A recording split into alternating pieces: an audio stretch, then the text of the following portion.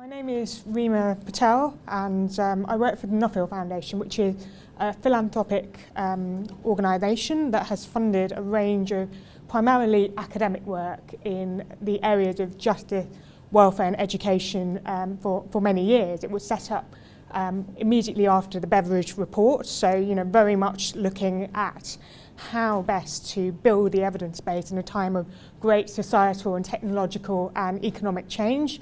And I suppose one might argue that we are facing the same set of, or fairly similar set of challenges again in this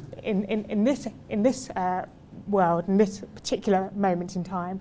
Many people talk about a fourth industrial revolution. It's worth thinking about that framing, challenging that framing, because of course one might suggest it's a fourth information revolution rather than an industrial revolution, but it appears and it feels that we are experiencing particularly challenging technological time.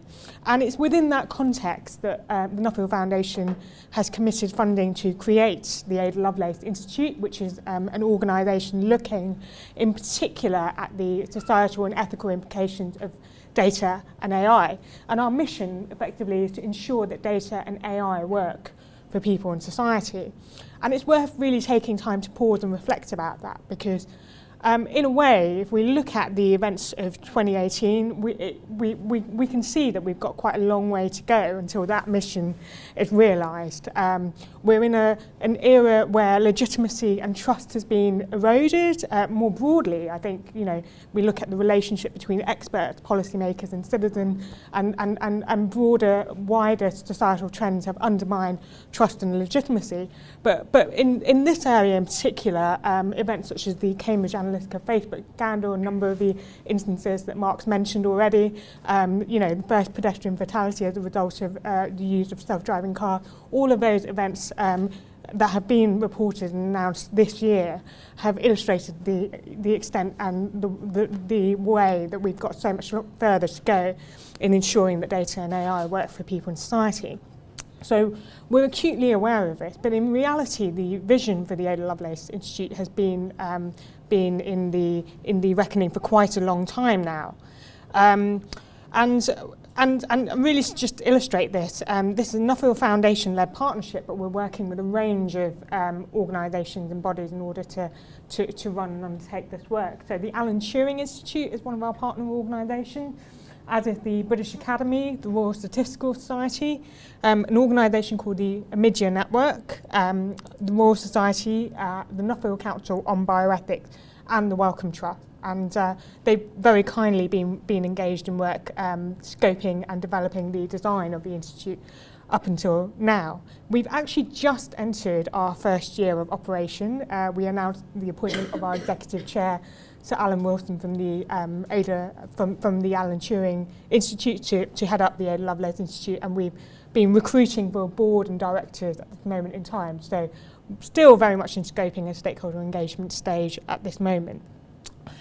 One of the key areas of work that we embarked upon was really to think about what a model of change might look like for the Ada Lovelace Institute.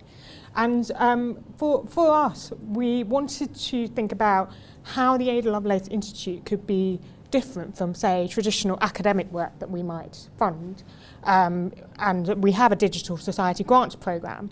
And we recognised, I think, fairly early on that it needed to be more than the sum of its parts in many respects. So beyond research and evidence, we needed to think about how we were engaging with a diverse set of perspectives in order to build the evidence base on how data and AI is impacting upon people, particularly different groups in society, but also how it could help inform and shape a better world for individuals. And it's in this space that we feel that there's a particular gap.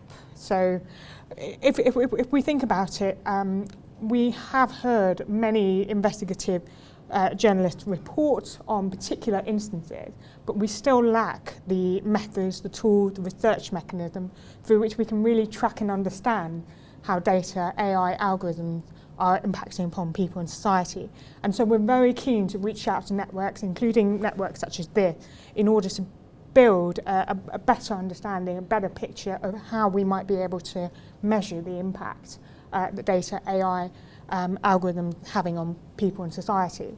We've convened building the evidence-based roundtable, and we're really thinking about how we can do that in an interdisciplinary way. So the Ada Lovelace Institute wishes to undertake deliberation as well as research, so convening diverse voices in order to create a shared understanding of ethical issue. One of the things that we've come across in early research that we've undertaken, which is due to be published, is the extent to which people have very different normative conceptions of some of the key terms in this debate. So bias, for example, people have really different views on what bias actually is and the extent of discrimination, and actually very different views about what needs to be done in order to tackle the type of bias that Mark was talking about.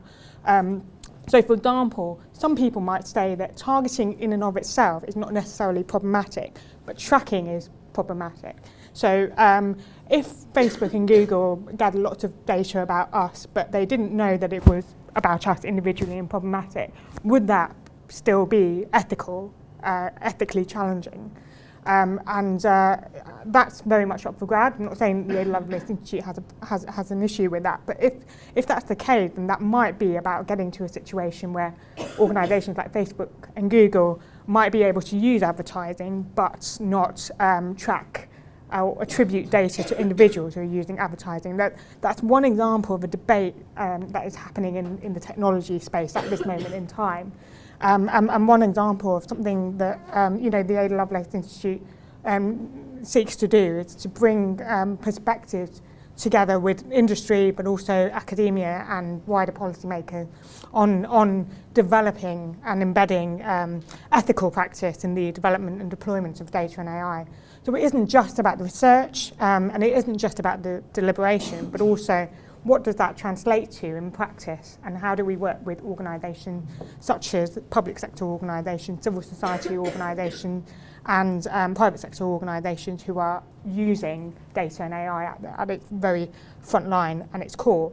So really, all of that can be distilled into 3 key points. One is that convening diverse voices in order to really understand what the ethical issues are, and move past a situation where people don't have a shared language about what these are to what they are, is really critical. Secondly, we do want to build the evidence base and foster rigorous research and debate on how data and AI affect people in society, and that means thinking about new ways of measuring and tracking the impacts of data and AI on society, but also, interestingly, thinking about how data, AI and algorithms can influence and in itself shape social science research. I don't think we're experts in that, and that's one of the areas where we're looking to you and to NCRM for a bit of insight and input. And then finally, that point about agreeing and embedding ethical practice. So what does good look like? And then having the dialogue with industry, with government organisations and other organisations thinking about the use of data and AI in order to make positive social change happen. And I mean, the one last thing I would add to that is that my background is in public deliberation. So a lot of the work that I've done historically has been citizen engagement and public engagement and participation in economic policy and science and technology policy. And one of the things that the Nuffield Foundation is really keen to think about is how we can move away from quite technocratic models of understanding what good looks like or what ethics looks like towards a model that opens up the debate about policy and research, and ensures that that policy and research itself is in touch with public values and expectation. And Ada in particular is keen to do that. So we don't just mean interdisciplinary public deliberation, we mean public deliberation in its broadest possible sense. I think that's probably summed up where we've got to at this moment with the Ada Lovelace Institute and with the work of the Nuffield Foundation. If you've got any ideas on that, I'm very, very happy for you to be in touch. But I understand that we've now got questions. Is that correct? Yeah. Okay. Thank you. Thank you.